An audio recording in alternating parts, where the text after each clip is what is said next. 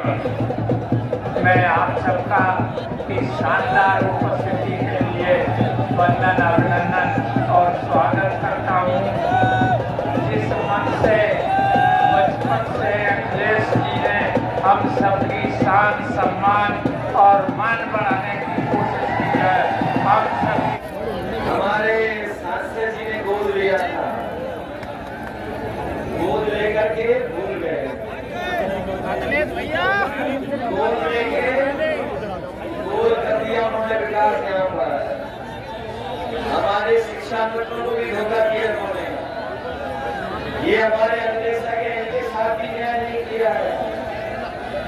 हर वर्ग के लोगों को दुख पहुंचाया इन्होंने।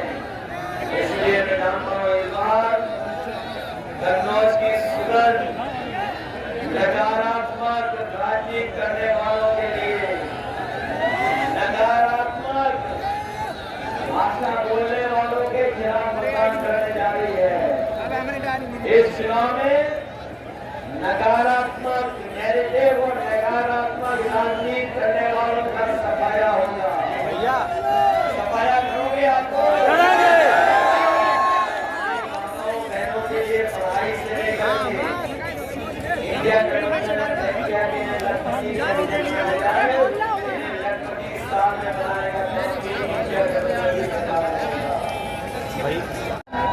हम लोगों ने आप लोगों को लैपटॉप दिया था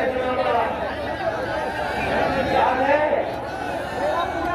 और वहां कहीं किसी पर होगा वो आज भी चल रहा होगा। जब उसको चलाते होगे तो नेताजी की तस्वीर दिखाई देती होगी। इन्होंने इसकी भी नकल कर ली, तस्वीर की अपनी तस्वीर डाल दी। हम लोग इतना बड़ा लैपटॉप दे रहे थे, ये कितना दे रहे हो मोबाइल?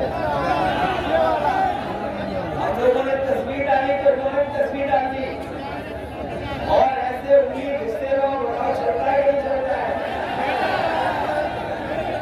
बताओ घटिया दिया कि नहीं दिया? और ये हमारे सरकारी कर्मचारी जानते होंगे, इन्हें दबाव डाल करके इनके वैक्सीन लगवा दी। ये जितने सरकारी कर्मचारी हैं, प्रेस के लोग हैं, इनके सरकार के लोगों ने दबाव बनाया, वैक्सीन लगवा दी। बीमार तो यूके के कोर्ट से फैसला लिया गया है कि जिन लोगों को ये वैक्सीन लगी है उनका हार्ट फेल जल्दी हो सकता है, हार्ट की बीमारी हो सकती है। बताओ, वो जब अपना वैक्सीन का सर्टिफिकेट देखेंगे तो वोट किसको देंगे? बताओ, भाजपा के खिलाफ वोट डालेंगे कि नहीं डालेंगे? जब वो अपना सर्टिफिकेट देखेंगे, बताओ इनकी जान को खतरे में डाल दिया कि नहीं डाल दिया बीजेपी वालों ने? और जब सर्टिफिकेट देखेंगे वैक्सीन का तो वोट भारतीय जनता पार्टी के खिलाफ डालेंगे, ये हम जानते हैं। वैक्सीन हमने नहीं लगवाई, हमारे जैसे और भी साथी होंगे। मैं कुछ साथी ने वैक्सीन नहीं लगवाई, लेकिन बीजेपी ने वैक्सीन वालों से भी पैसे वसूल लिए। बताओ, इलेक्ट्रॉल बॉन्ड से पैसे वसूले इन्होंने, बड़ी बड़ी कंपनियों से चंदा वसूल लिया इन्होंने। 1000 करोड़, 600 करोड़, 500 करोड़, 400 करोड़। जो मीट का कारोबार करते हैं उससे भी पैसा वसूला इन्होंने। बीजेपी वालों ने जो मीट का कारोबार करते हैं उससे चंदा वसूला, वैक्सीन से वसूला। और ये जो पैसा वसूला, इसी की वजह से महंगाई है। बताओ, महंगाई बढ़ गई कि नहीं बढ़ गई? पहले बाजार में जो बिस्किट पैकेट आता था, जो पार्ले जी का बिस्किट पैकेट आता था, इतना बड़ा आता था। हमारे पुराने लोग जानते होंगे, ये पार्ले जी का बिस्किट पैकेट इतना बड़ा होता था। अब महंगाई और मुनाफे के चक्कर में बताओ, पार्ले जी का बिस्किट छोटा पैकेट हो गया कि नहीं हो गया? अब कितने बिस्किट का पैकेट आ रहा है? 5 का आ रहा है।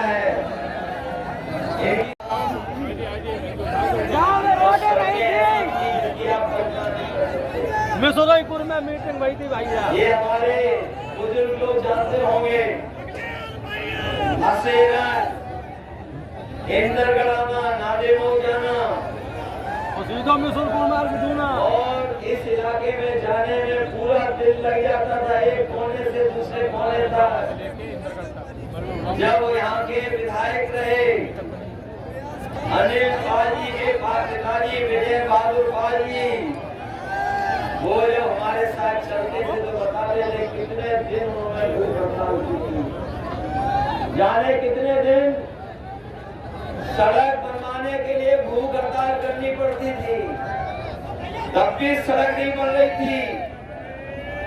अगर किसी ने सड़कों का जाल उठाया तो समाजवादी लोगों ने चारों तरफ सड़क उठाया। जब कभी खड़नी से निकलते थे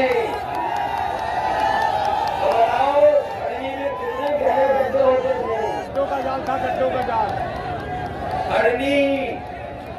और जब कभी चपन्ना से उधर जाते थे हम लोग एरवा कटरा या सौरे की तरह, तो बबूलों से अपनी गाड़ियों को ढकल देती थी। बताओ हर नौजवान की नौकरी छीनी परीक्षा देने वाले की, जो अगर हम कुल मिला के जिनके परीक्षा कैसे हो गई, जिनका पेपर लीक हो गया, वो ऐसे 7 परिवार हैं, 7 लाख। अगर 7 लाख नौजवानों और उनके माँ बाप को जोड़ लें तो एक परिवार में 3 लोग नाराज हैं। तो अगर हम 60 लाख का गुणा 3 कर दें तो 1 करोड़ 80 लाख हुए। और ये 1 करोड़ 80 लाख का अगर भाग दे देंगे 80 लोग पहुंचते, तो बताओ इनका 2,25,000 वोट कम हो गया कि नहीं हो गया? हो गया 2,25,000 का वोट। बीजेपी बचेगी कैसे इस बार? क्या बचेगी बीजेपी इस बार? और इस बार तो हमारे क्षत्रिय भाइयों ने, हमारे क्षत्रिय भाई इस बार तलवार से नहीं मतवार करने जा रहे हैं, मन का वार करेंगे इनके ऊपर। जो लोग कभी अपनी तलवार से वार करते थे,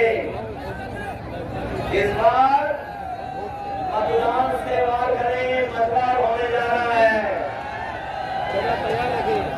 बताओ मतवार होगा इनके खिलाफ कि नहीं होगा?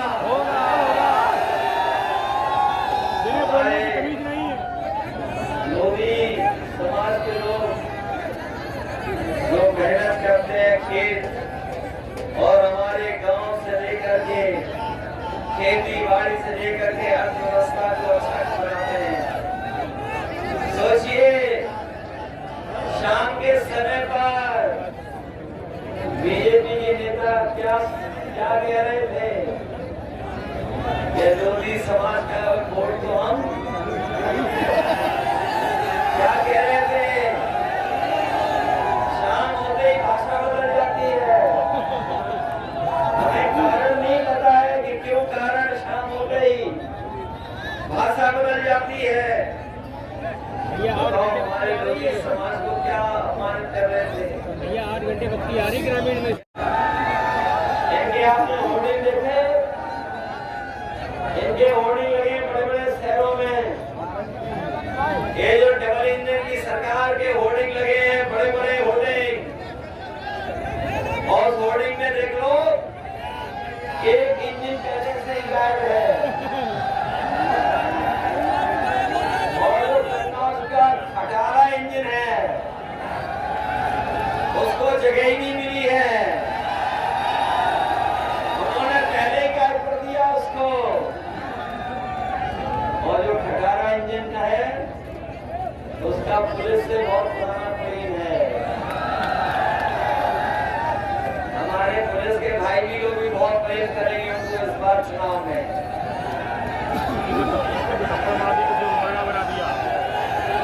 इसलिए सावधान हो के नहीं, सावधान हो।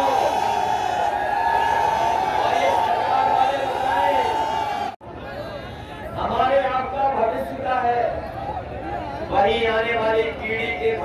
लोकसभा चुनाव है। इसलिए बताओ, संविधान बचाओगे कि नहीं बचाओगे?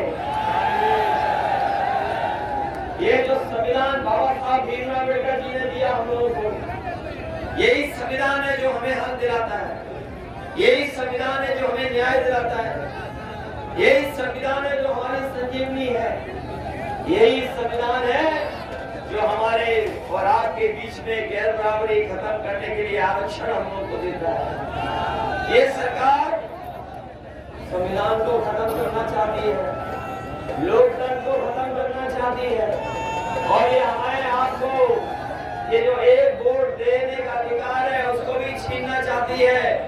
लेकिन हम उनको बता देना चाहते हैं, जो संविधान बदलने के लिए निकले हैं उसको ये सब लोग मिलकर के बदलने का काम करेंगे। बताओ, बदलोगे कि नहीं बदलोगे?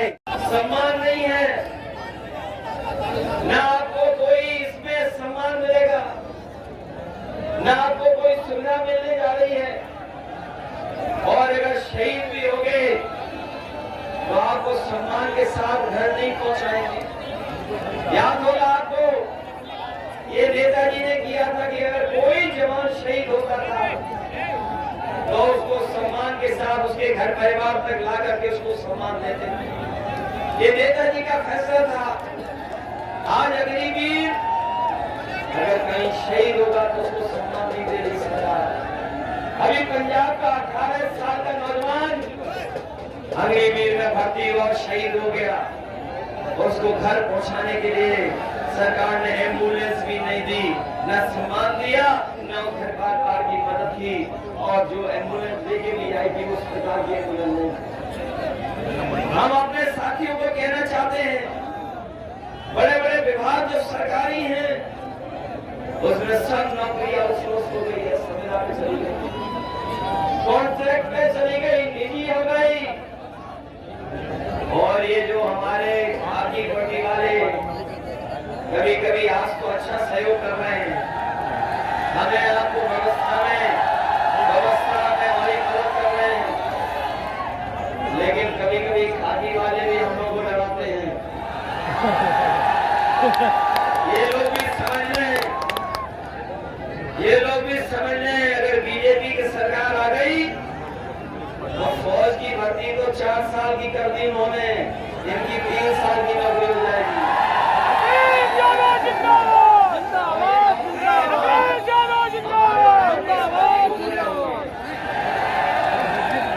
कभी कभी ये सवाल करते हैं कि ऐसे कैसे हो सकता है, ये कहते हैं ये कैसे हो सकता है, तो मैं उससे पूछता हूँ, बताओ क्या आपको पता था कि अग्निवीर 4 साल की नौकरी हो जाएगी?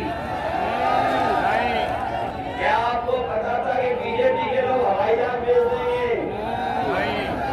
क्या आपको पता था कि बीजेपी के लोग पानी के जहाज भी भेज देंगे, बंदरगाह भी भेज देंगे? क्या आपको पता था कि ये टेलीफोन की कंपनियां भेज देंगे? क्या आपको पता था LIC भेज देंगे? आपको नहीं पता था, आपको ये भी नहीं पता था कि आधी रात ये नोटबंदी कर देंगे। बताओ क्या पता था आपको?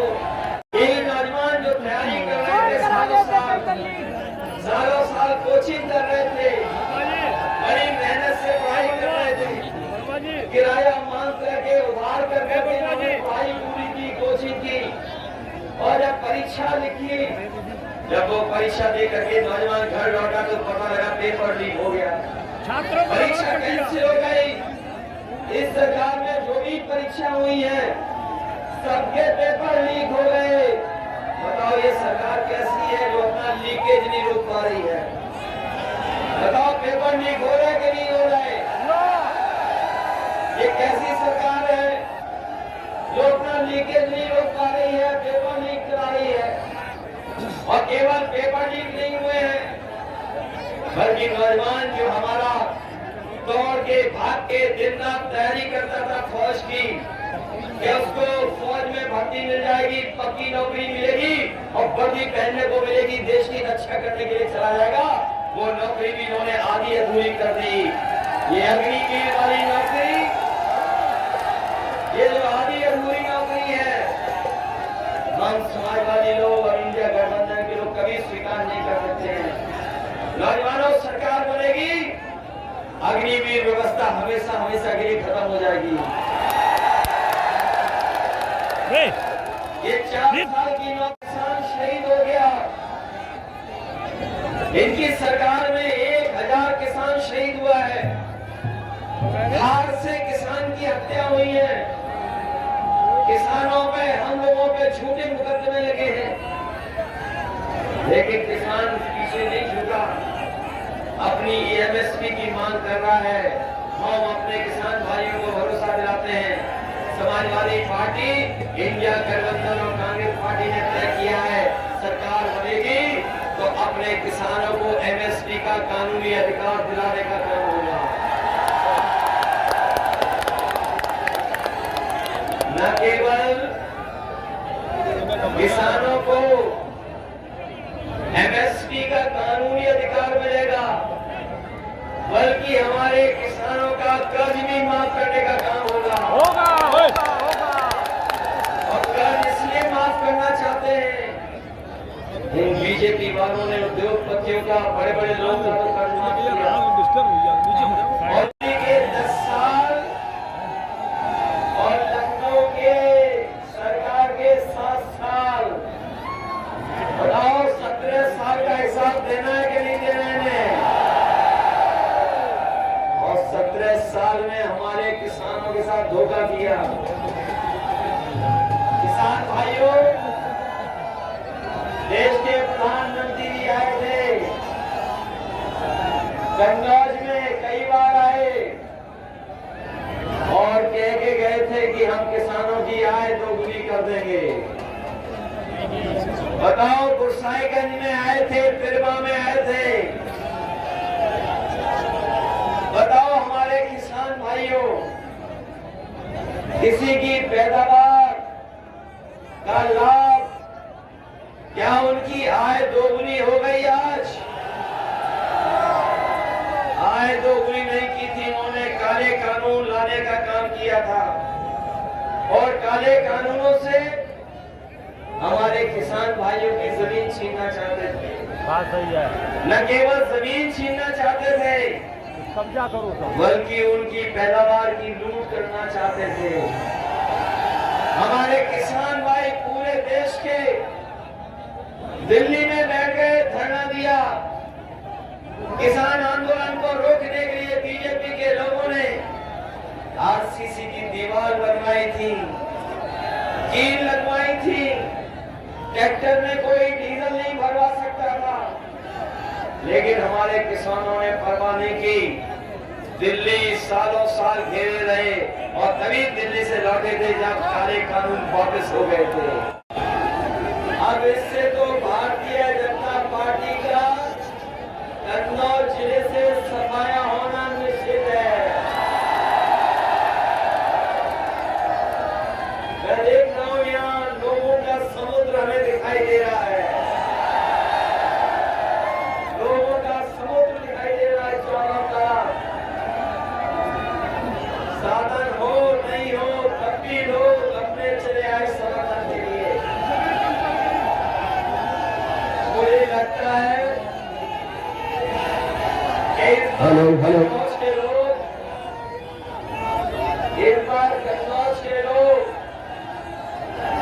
देश के जो लोकसभा के चुनाव हो रहे हैं, यहाँ सबसे बड़ी जीतों में मुझे लगता है कि इस बार कन्नौज भी शामिल होने जा रहा है। ये बीजेपी वाले लोग, मुझे सुनने में आया है कि बीजेपी वाले लोग कुछ देर खुश हो गए थे, कुछ घंटों के लिए बड़ी खुशी मना रहे थे। पत्ता साहब कुछ ही घंटे खुशी मना पाए हैं।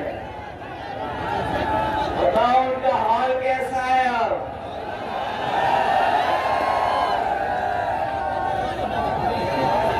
कहां चले गए बीजेपी वाले लोग? और इसलिए नहीं, हमारे जहां पर विकास छूटा था वहीं छूट गया, जहां विकास छोड़ा था हम लोगों ने, उससे आगे ये